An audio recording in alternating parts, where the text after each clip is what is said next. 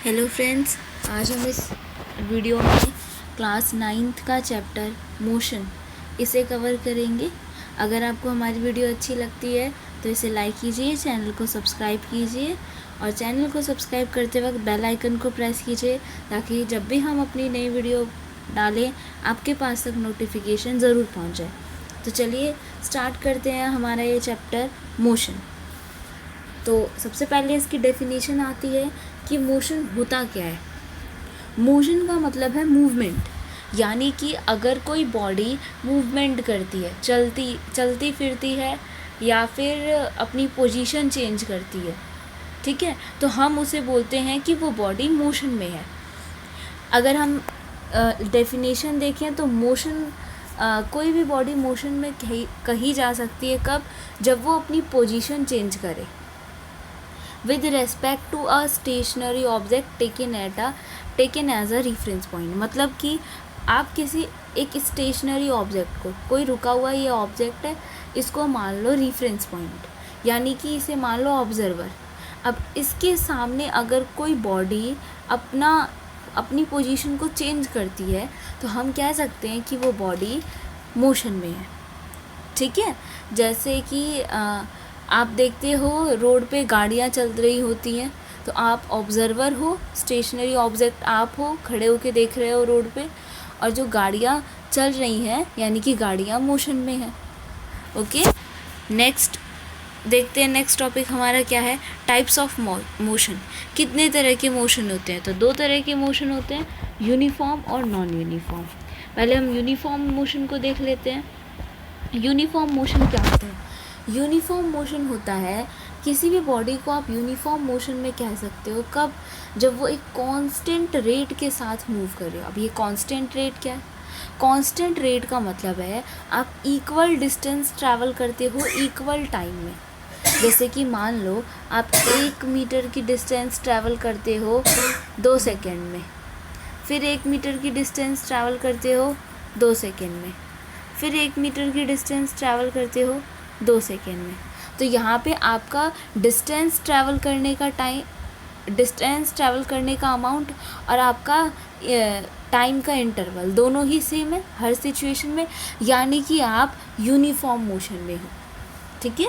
तो किसी भी बॉडी को हम यूनिफॉर्म मोशन में कह सकते हैं कब, जब वो इक्वल डिस्टेंस ट्रैवल करती है इक्वल इंटरवल ऑफ टाइम में।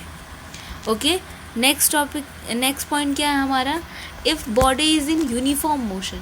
अगर बॉडी यूनिफॉर्म मोशन में हो तो उसका ग्राफ स्ट्रेट लाइन में बनता है। मतलब कि हम ग्राफ कैसे बनाते हैं, इधर हम डिस्टेंस लिखते हैं, इधर टाइम लिखते हैं, और अगर ग्राफ बनाएंगे तो वो ऐसा बिल्कुल सीधा बनेगा, स्ट्रेट लाइन में बनेगा।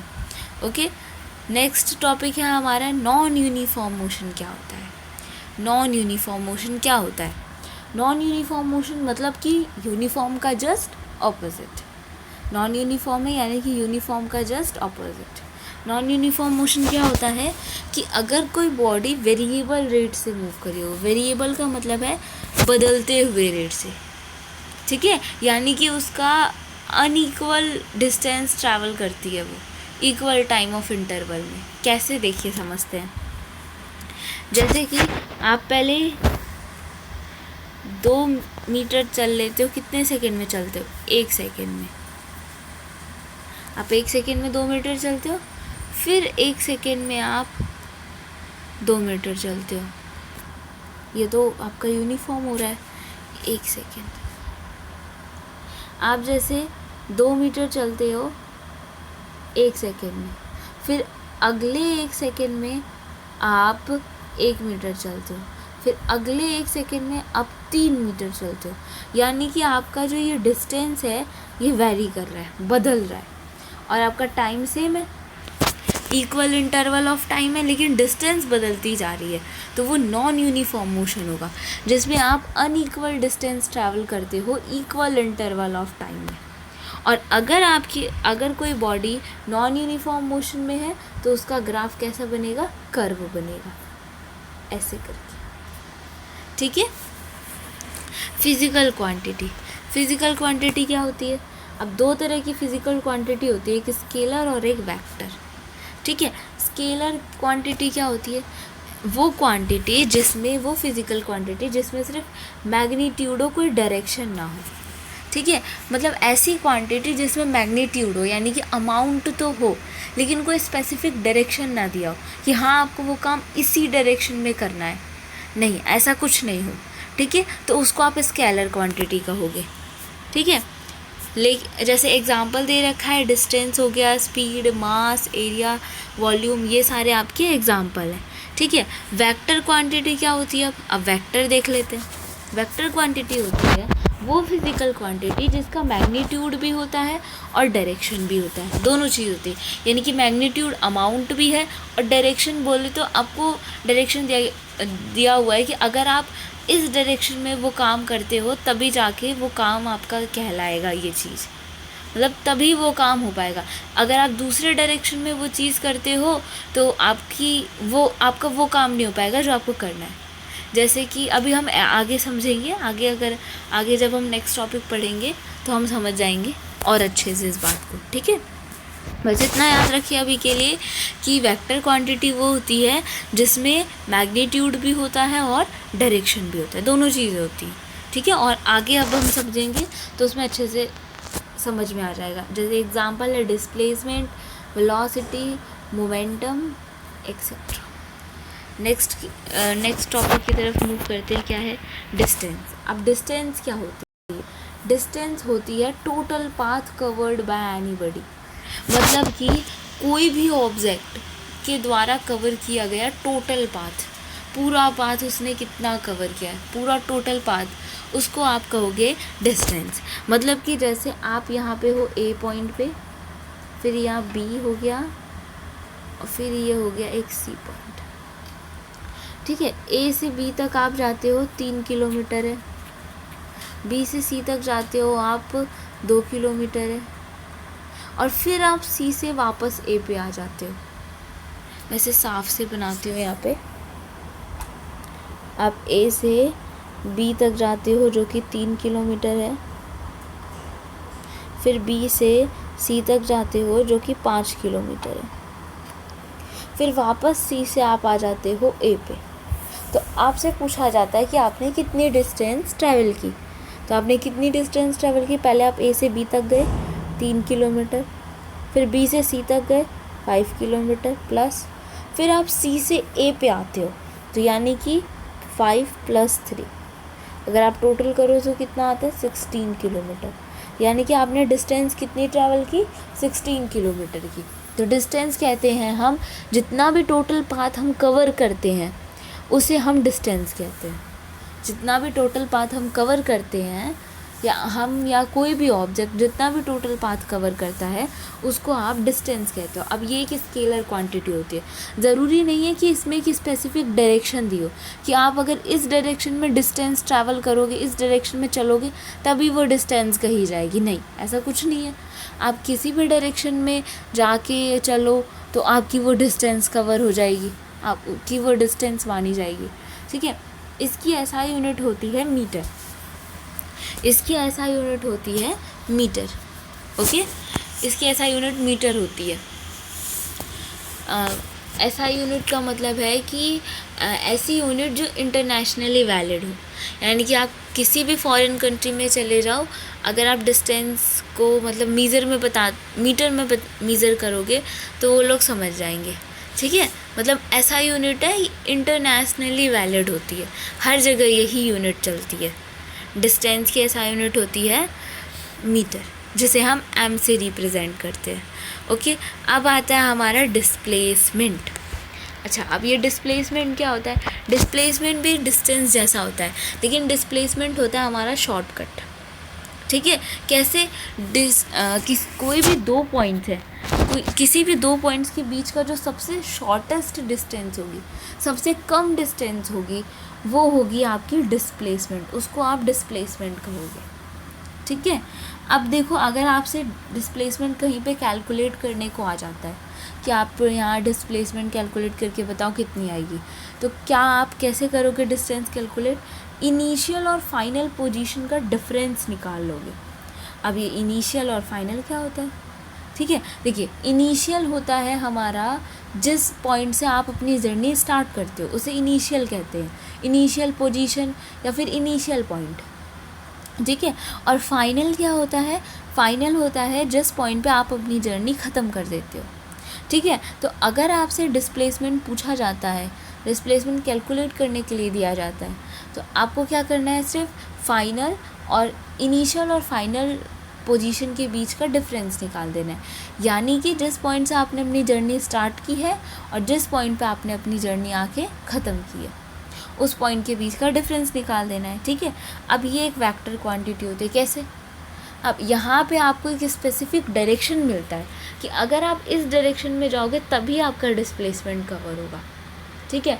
मतलब कैसे? अभी हम एक एग्जांपल ले लेते हैं। जैसे कि मैंने बताया डिस्प्लेसमेंट आप शॉर्टकट को कहते हो, ठीक है। अब ऐसा तो है नहीं कि जैसे कि आपके पास एक ये रास्ता है, एक ये रास्ता है, दो रास्ते हैं।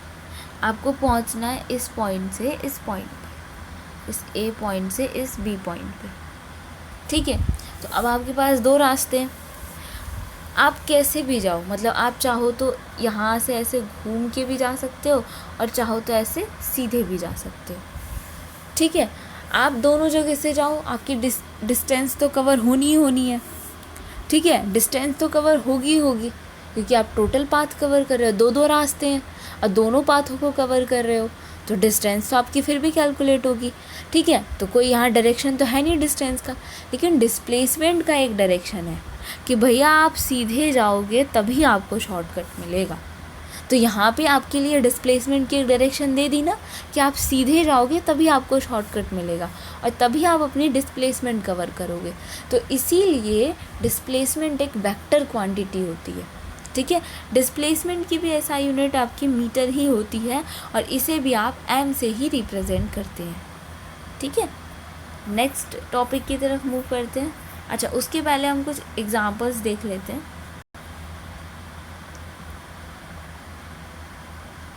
देखिए, आपको यहाँ ए पॉइंट से आपने स्टार्ट किया, आपको पहुँचना है सी पॉइंट पे, ठीक है। तो ए से आपको जाना है सी पे, तो आप यहाँ पे डिस्टेंस निकालते हैं तो आपकी डिस्टेंस कितनी होगी? ये ए से लेके बी तक 5 किलोमीटर प्लस बी से लेके सी तक 3 किलोमीटर, तो कितना हो गया? 8 किलोमीटर हो गया, ठीक है।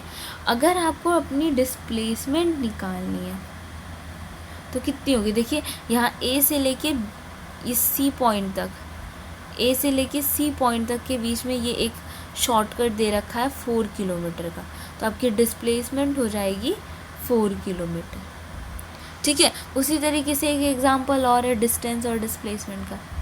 जैसे कि ये टाउन ए है, ठीक है, टाउन ए है और ये टाउन बी है। दो रास्ते, एक तो इस पहाड़ी के ऊपर से जाता है और एक इस पहाड़ी के बीच में एक टनल है। तो जो रास्ता पहाड़ी के ऊपर से जाता है वो 25 किलोमीटर का है और जो रास्ता मतलब जो टनल का रास्ता है वो 10 किलोमीटर का है।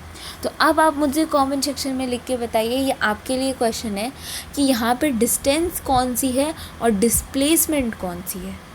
ओके, डिस्टेंस कौन सी है और डिस्प्लेसमेंट कौन सी है, जल्दी से बताइए इस फिगर में।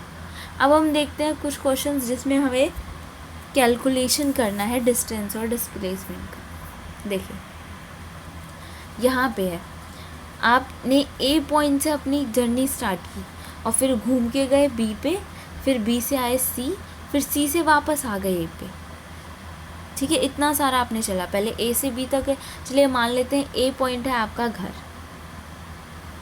बी पॉइंट है आपका स्कूल और सी पॉइंट है आपका ट्यूशन। पहले आप ए पॉइंट से बी यानी कि होम से स्कूल जाते हैं, फिर स्कूल से ट्यूशन जाते हैं, फिर ट्यूशन से घर आ जाते हैं। तो आपसे पूछता है कि आपने कितनी डिस्टेंस ट्रैवल की, तो आप तो टोटल बताओगे जितना भी आपने पाथ कवर किया है टोटल। पहले आप होम से स्कूल गए 5 किलोमीटर, फिर स्कूल से ट्यूशन गए 3 किलोमीटर, फिर ट्यूशन से घर आए 4 किलोमीटर।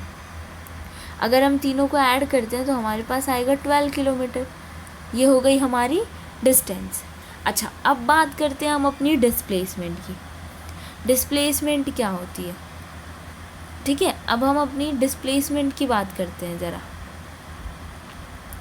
डिस्प्लेसमेंट क्या होगी? अच्छा, अभी मैंने आपको बताया ऊपर कि जब आपसे डिस्प्लेसमेंट कैलकुलेट करने के लिए पूछा जाए तो आप क्या करिए, जहाँ से आपने अपनी जर्नी स्टार्ट की है और जहाँ पे आपने अपनी जर्नी ख़त्म कर दी है, दोनों पोजीशंस के बीच का डिफरेंस निकाल दीजिए।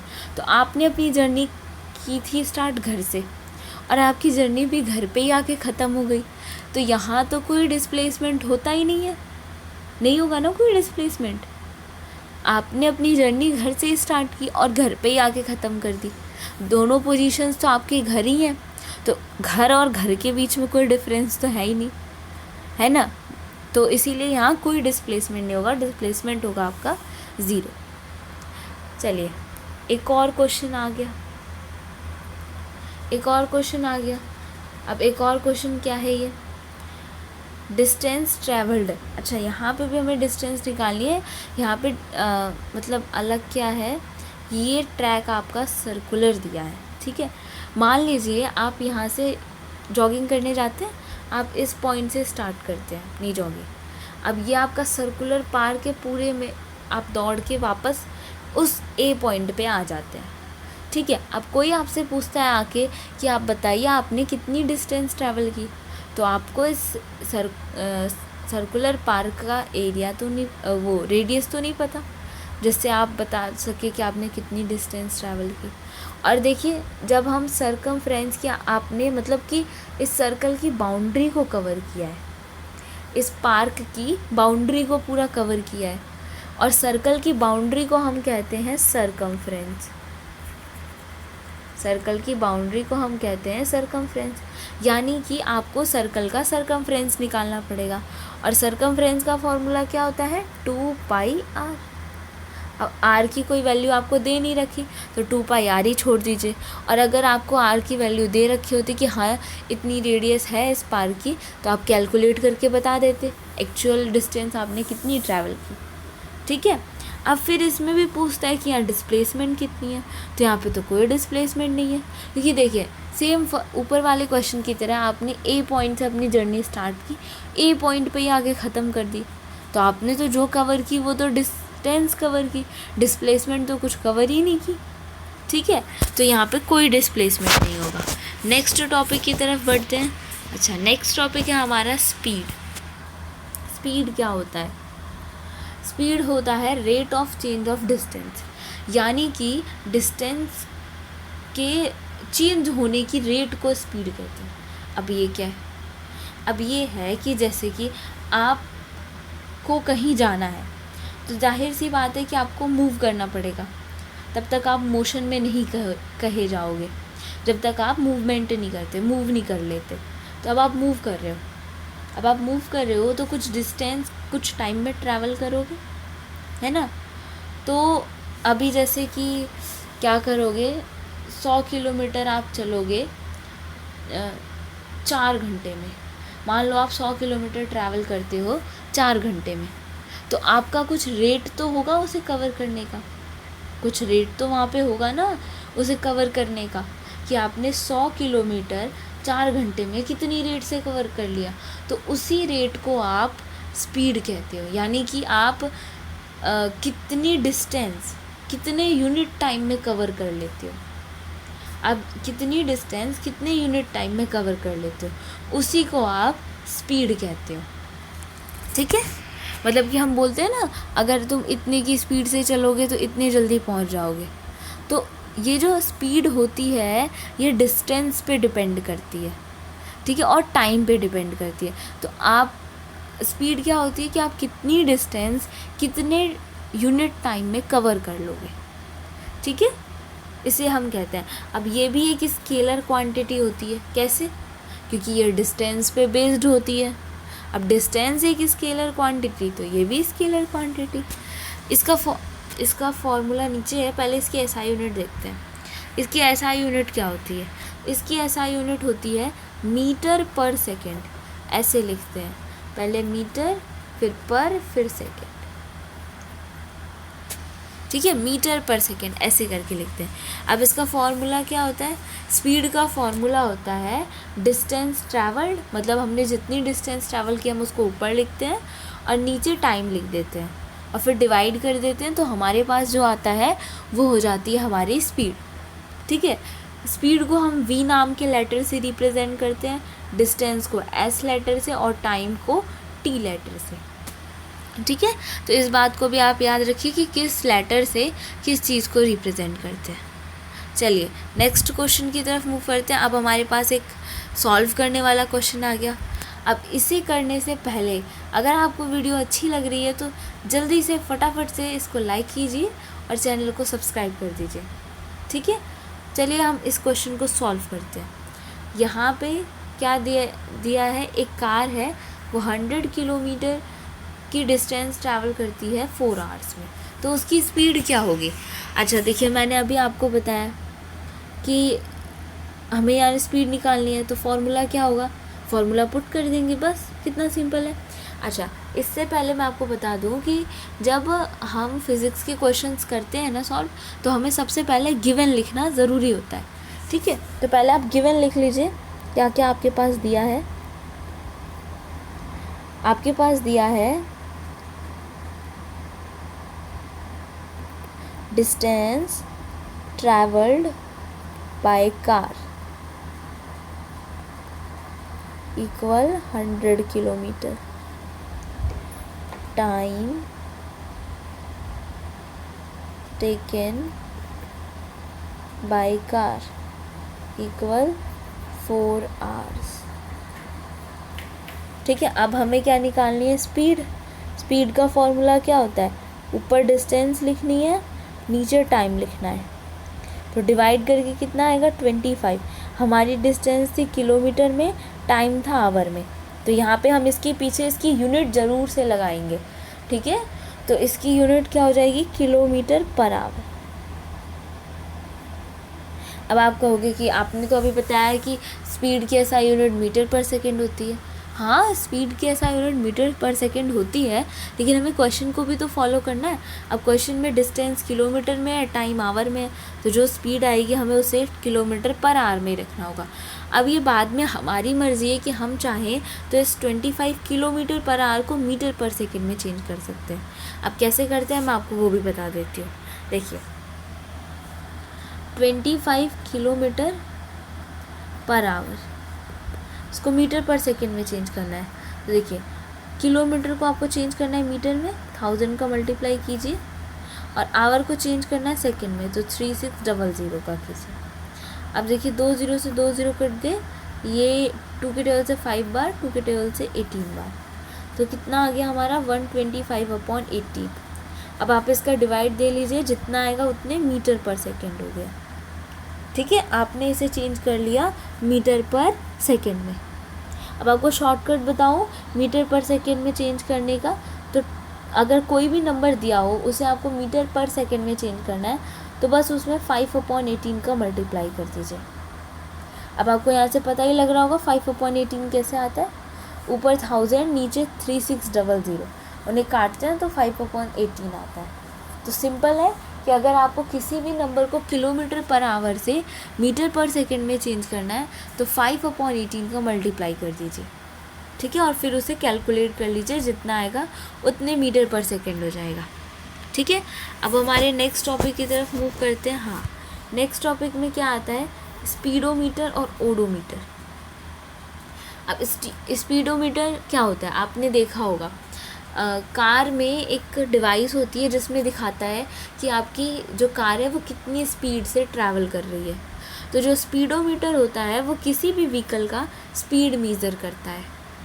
ठीक है, और जो ओडोमीटर होता है, आपने कार में ओडोमीटर भी देखा होगा, जिसमें लिखा होता है कि आपकी इस कार ने कितनी डिस्टेंस ट्रैवल कर ली है ना। तो ओडोमीटर डिस्टेंस कितनी ट्रैवल की है उसको मेज़र करेगा, और स्पीडोमीटर आप कितनी स्पीड से ट्रैवल कर रहे हैं उसको मेज़र करेगा। ठीक है, नेक्स्ट टॉपिक है हमारा एवरेज स्पीड। एवरेज स्पीड क्या होता है, एवरेज स्पीड होता है कि the average speed of a body is total distance travelled divided by total time taken to cover the distance. अब कैसे एक फार्मूले से समझते हैं, जैसे कि आपको पहुंचना है डी पॉइंट तक,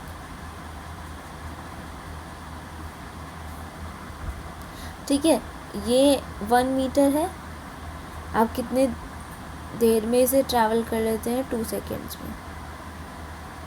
ये 2 मीटर है, इसको आप ट्रैवल कर लेते हैं 2 सेकेंड्स में। ये 4 मीटर है, इसको आप ट्रैवल करते हैं 4 सेकेंड्स में, ठीक है। अब आपसे पूछता है कि आपकी एवरेज स्पीड क्या है।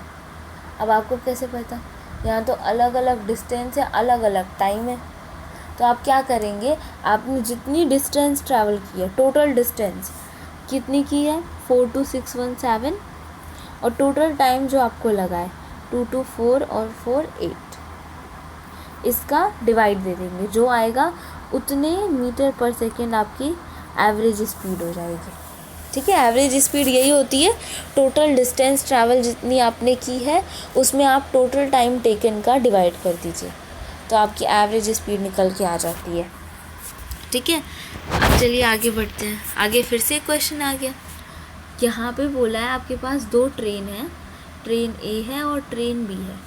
अच्छा, हम यहाँ पे पार्टीशन कर लेते हैं, इधर हम ट्रेन ए के लिए सॉल्व करेंगे और इधर हम ट्रेन बी के लिए काम करेंगे, ठीक है। ट्रेन ए कितनी डिस्टेंस ट्रैवल करती है 120, और टाइम कितना लेती है 3 आवर्स का, तो इसकी स्पीड कितनी हो जाएगी, डिस्टेंस कितनी है 120 किलोमीटर और टाइम कितना लेती है 3 आवर्स का, तो डिवाइड कर देंगे, कितना हो गया 40 किलोमीटर पर आवर, ओके। अब जबकि दूसरी ट्रेन बी नाम है उसका, हाँ बी ट्रेन है, ये क्या करती है, डिस्टेंस ट्रैवल करती है 180 किलोमीटर का, वो भी 4 घंटों में, तो इसकी स्पीड कितनी हो जाएगी 180 किलोमीटर डिस्टेंस और टाइम कितना है 4 आवर, तो डिवाइड करेंगे तो कितना हो जाएगा 45 किलोमीटर पर आवर। हमने दोनों की स्पीड निकाल ली। अब पूछता है विच ट्रेन ट्रैवल्ड फास्टर, कौन सी ट्रेन ज़्यादा तेज़ चलती है, तो आप मुझे बता दीजिए दोनों की स्पीड को देख के कि कौन सी ट्रेन ज़्यादा तेज़ चलेगी। कमेंट सेक्शन में जल्दी से बताइए कि कौन सी ट्रेन ज़्यादा जल्दी चलेगी, जल्दी से बताइए। तब तक हम नेक्स्ट क्वेश्चन देखते हैं। नेक्स्ट टॉपिक है हमारा वेलोसिटी। वेलोसिटी क्या होता है, ये वेलोसिटी भी ना स्पीड जैसा ही होता है, बस इतना सा फ़र्क होता है। स्पीड हम कहते हैं rate of change of distance, distance की रेट के चेंज होने को आप स्पीड कहते हैं, और वेलोसिटी किसे कहते हैं, rate of change of displacement, यानी कि डिस्प्लेसमेंट किस रेट से चेंज हो रही है, यानी कि टाइम के रिस्पेक्ट में, ठीक है। आपने कितनी डिस्टेंस ट्रैवल की है कितने यूनिट टाइम में, उसको आप वेलोसिटी कहते हैं। अब ये वेलोसिटी एक वेक्टर क्वांटिटी होती है। वेक्टर क्यों होती है, क्योंकि ये डिस्प्लेसमेंट पे बेस्ड है। अब डिस्प्लेसमेंट वेक्टर है तो वेलोसिटी भी वेक्टर होगी। इसकी भी ऐसा यूनिट मीटर पर सेकेंड होती है, इसकी भी ऐसा यूनिट मीटर पर सेकेंड ही होती है, ठीक है। अब इसका फॉर्मूला क्या होता है, इसका फॉर्मूला होता है डिस्प्लेसमेंट अपॉन टाइम। वेलोसिटी को भी आप v से ही दिखाते हो, डिस्प्लेसमेंट को आप s से ही दिखाते हो, और टाइम को भी आप t से ही दिखाते हो, ठीक है। नेक्स्ट टॉपिक देखते हैं, एवरेज वेलोसिटी। अब एवरेज वेलोसिटी क्या होती है, एवरेज वेलोसिटी होती है कि जब किसी बॉडी की वेलोसिटी बदलती रहती है, उसकी वेलोसिटी चेंज होती रहती है, ठीक है, तो हम उसे कहते हैं एवरेज वेलोसिटी।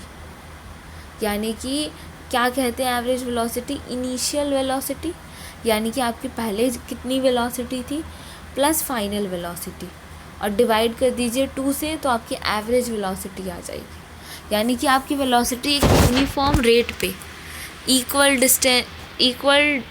डिस्टेंस और इक्वल टाइम में चेंज कर रही है, वेलोसिटी बदलती जा रही है, तो आप उसे एवरेज वेलोसिटी कहेंगे, ठीक है। इसका फॉर्मूला देखिए क्या होता है, इनिशियल वेलोसिटी। इनिशियल वेलोसिटी आप u से दिखाते हैं, प्लस फाइनल वेलोसिटी आप v से दिखाते हैं, अपॉन में 2। ये होता है एवरेज वेलोसिटी का फॉर्मूला। अभी इनिशियल वेलोसिटी होती क्या है, मतलब जब आपने अपनी जर्नी स्टार्ट की उस टाइम आपकी कितनी वेलोसिटी थी, और फाइनल वेलोसिटी जब आपने अपनी जर्नी ख़त्म की तो उस टाइम आपकी कितनी वेलोसिटी थी। ठीक है, तो देखिए इसका formula v is equal to u plus v upon में 2, ये होता है एवरेज वेलोसिटी का फॉर्मूला। ठीक है, अब हमारे पास नेक्स्ट क्वेश्चन एक और है।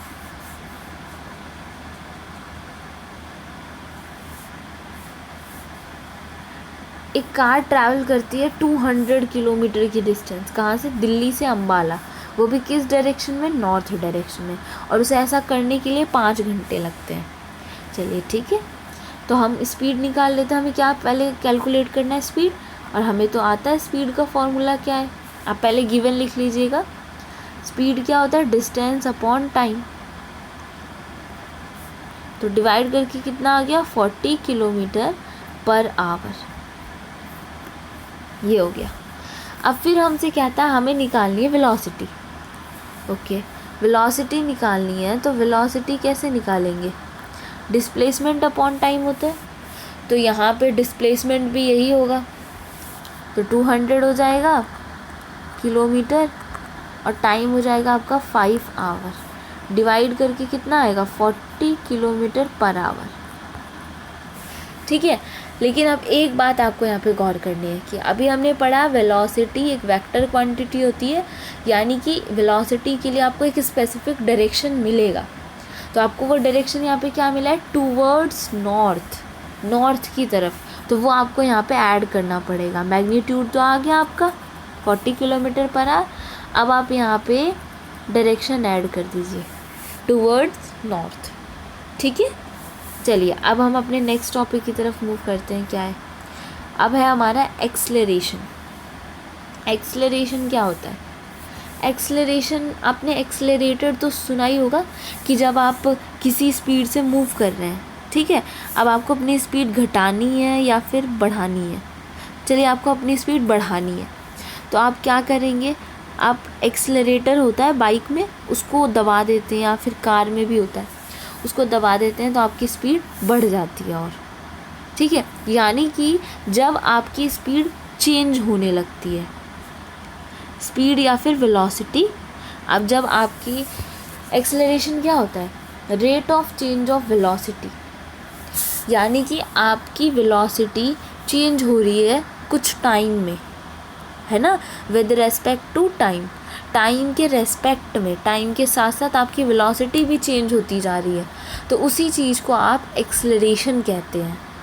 ठीक है, एक्सेलरेशन भी एक वेक्टर क्वांटिटी होती है क्योंकि ये वेलोसिटी पे बेस्ड होती है और वेलोसिटी खुद वेक्टर है। और एक्सेलरेशन की एसआई यूनिट क्या होती है, मीटर पर सेकेंड स्क्वायर, एक्सेलरेशन की एसआई यूनिट होती है ये, मीटर पर सेकेंड स्क्वायर। ठीक है, अब एक्सेलरेशन का फॉर्मूला क्या होता है, एक्सेलरेशन का फॉर्मूला होता है final velocity minus initial velocity upon time taken. अच्छा, मैंने अभी आपको बताया फाइनल वेलोसिटी को हम v से दिखाते हैं, माइनस इनिशियल वेलोसिटी को u से, और अपॉन में टाइम टेकन यानी कि t।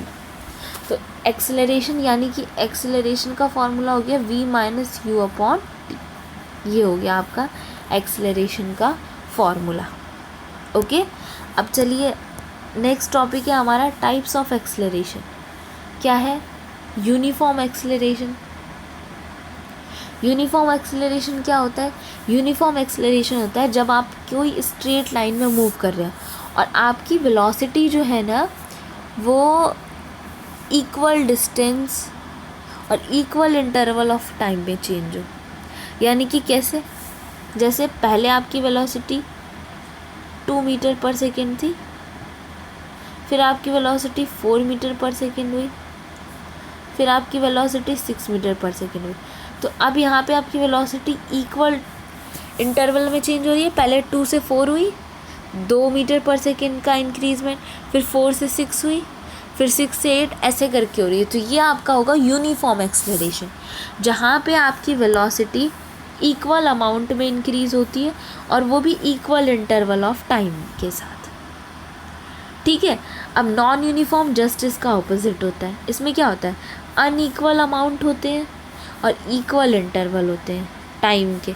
कैसे, देखिए पहले आपकी वेलोसिटी थी 2 मीटर पर सेकेंड, फिर हो जाती है 3 मीटर पर सेकेंड, फिर हो जाती है 6 मीटर पर सेकेंड। तो यहाँ तो पहले देखिए 2 से 3 हुई, 1 मीटर पर सेकेंड बढ़ी, फिर 3 से 6 हुई, 3 मीटर पर सेकेंड बढ़ी। तो ये इस हिसाब से आपकी चेंज हो रही है। तो यहाँ पे नॉन यूनिफॉर्म मोशन होगा, ये आप अनइक्वल अमाउंट ट्रैवल कर रहे हो इक्वल इंटरवल ऑफ टाइम में। ठीक है, चलिए अब बात करते हैं हम रिटार्डेशन की। रिटार्डेशन क्या होता है? अब ये रिटार्डेशन कहाँ से आया? देखिए रिटार्डेशन होता है, हम रिटार्डेशन के और भी नाम है, रिटार्डेशन, डी एक्सलरेशन और नेगेटिव एक्सलरेशन। मतलब कि जब आपका एक्सलरेशन नेगेटिव होता है ना, माइनस में आता है सॉल्व करके, तो उसे आप रिटार्डेशन कहते हैं, या फिर डी एक्सलरेशन कहते हैं, या फिर नेगेटिव एक्सलरेशन कहते हैं। ठीक है, इतने सारे नाम हैं। अब ऐसा कैसे होता है? मतलब कभी कभी आपका एक्सलरेशन नेगेटिव क्यों आ जाता है सॉल्व करके? उसका कुछ रीज़न तो होगा। उसका रीज़न ये होता है कि अगर आपकी वेलोसिटी बढ़ रही है, ठीक है, पहले जैसे आपकी वेलोसिटी पहले 2 है, फिर 12 हुई, फिर 15 हुई, ऐसे करके बढ़ रही है, तो आपका एक्सेलरेशन ना पॉजिटिव होगा। ठीक है, लेकिन अगर आपकी वेलोसिटी ना घट रही होगी, डिक्रीज़ कर रही होगी, घट रही होगी, जैसे पहले 10 थी, फिर 8 हो गई, फिर 6 हो गई, फिर 4 हो गई, फिर 2 हो गई, ऐसे करके घट रही है आपकी वेलोसिटी, तो आपका एक्सेलरेशन ना नेगेटिव होता जाएगा। और जब आपका एक्सेलरेशन के पास नेगेटिव साइन आ जाता है, तो आप उसे नाम दे देते हैं रिटार्डेशन का। ठीक है, यहाँ तक क्लियर हो गया। अब चलिए हम एक क्वेश्चन और सॉल्व करते हैं। एक ड्राइवर है, वो अपनी स्पीड को, मतलब स्पीड की जो कार की जो स्पीड है उसको 25 मीटर पर सेकेंड से 10 मीटर पर सेकेंड कर देता है। तो गिवन क्या क्या है यहाँ पे? रुकिए, गिवन है आपकी इनिशियल वेलोसिटी, यानी कि पहले आपकी वेलोसिटी कितनी थी। तो पहले आपकी वेलोसिटी थी 25 मीटर पर सेकेंड जब आपने स्टार्टिंग की, जब आपकी कहानी स्टार्ट हो रही है तो 25 मीटर पर सेकेंड है, तो ये आपकी हो गई इनिशियल वेलोसिटी। उससे आपकी स्पीड घट के कितनी हो जाती है? 10 मीटर पर सेकेंड। तो कितना हो गया? 10 मीटर पर सेकेंड आपकी हो गई फाइनल वेलोसिटी। ठीक है, टाइम कितना है आपका? 5 सेकेंड्स। देखिए आप ना पीछे लगी यूनिट्स को देख के पता लगा सकते हैं कि कौन सी चीज़ क्या दे रखी है। अब जैसे मीटर पर सेकेंड में था तो ये वेलोसिटी थी, सेकेंड्स में दे रखा है तो ये टाइम है। अब आपको फाइंड क्या करना है? आपको फाइंड करना है एक्सेलरेशन ऑफ द कार का एक्सेलरेशन। तो एक्सेलरेशन का आपको फॉर्मूला पता है, v minus you upon T. v कितना है? 10 माइनस 25 अपॉन टी कितना है? 5। अब आप इसे घटाइए, माइनस का 15 आता है अपॉन 5, तो कितना हो जाएगा? माइनस का 3, और पीछे ऐसा यूनिट लगाना मत भूलिएगा, मीटर पर सेकेंड स्क्वायर, -3 मीटर पर सेकेंड स्क्वायर। तो ये हो गया आपका एक्सेलरेशन। तो कितना सिंपल था। ठीक है, चलिए अब आगे बढ़ते हैं। आगे ख़त्म, इतना ही था आज के लिए। अब आ गए आपके होमवर्क क्वेश्चंस। ठीक है, तो अब ये जो होमवर्क क्वेश्चंस मैं आपको दे रही हूँ, इन होमवर्क क्वेश्चंस का आंसर आप मुझे कमेंट सेक्शन में देंगे। और इन होमवर्क क्वेश्चंस के साथ साथ जितने भी क्वेश्चन मैंने आपसे इस पूरी वीडियो में पूछे हैं, आप सबके आंसर मुझे कमेंट सेक्शन में देंगे। क्यों? क्योंकि अगर जो सबसे पहले आंसर देगा मुझे, उसको मैं नेक्स्ट वीडियो में मैं उसका नाम अनाउंस करूँगी। ठीक है, तो देखिए होमवर्क क्वेश्चंस क्या हैं। पहला क्वेश्चन है आपका, क्या डिस्प्लेसमेंट एक स्केलर क्वांटिटी है? मैं आपको पहले भी बता चुकी हूँ क्या है, स्केलर है कि वेक्टर है, कौन सी है। दूसरा है, क्या ओडोमीटर, किसी कार का ओडोमीटर क्या मेज़र करता है, ये भी बात मैंने आपको भी बताई थी। और तीसरा है कि नेगेटिव एक्सेलरेशन का दूसरा नाम क्या है? क्या है नेगेटिव एक्सेलरेशन का दूसरा नाम क्या है? ये भी मैंने जस्ट आपको अभी बताया। तो अब ये बहुत आसान क्वेश्चन है, इनका आंसर आप दीजिए कमेंट सेक्शन में, और जो आंसर सबसे पहले देगा नेक्स्ट वीडियो में उसका नाम अनाउंस किया जाएगा। और अगर आपको आज पढ़ना अच्छा लगा, ये आपका पार्ट 1 था, पार्ट 2 हम आपकी नेक्स्ट वीडियो में कवर कर लेंगे। ठीक है, और अगर आपको अच्छा लगा हमसे पढ़ना तो आप चैनल को सब्सक्राइब कीजिए, वीडियो को लाइक कीजिए और ज़्यादा से ज़्यादा अपने फ्रेंड्स को शेयर कीजिए ताकि उनका भी भला हो जाए, ठीक है। और फिज़िक्स से डरने की कोई ज़रूरत नहीं है, बहुत आसान है। हमारे साथ जुड़े रहिए और सीखते रहिए, ठीक है। तो बाय बाय, मिलते हैं हम आपको अपनी नेक्स्ट वीडियो में मोशन के पार्ट 2 के साथ। So take care, bye bye.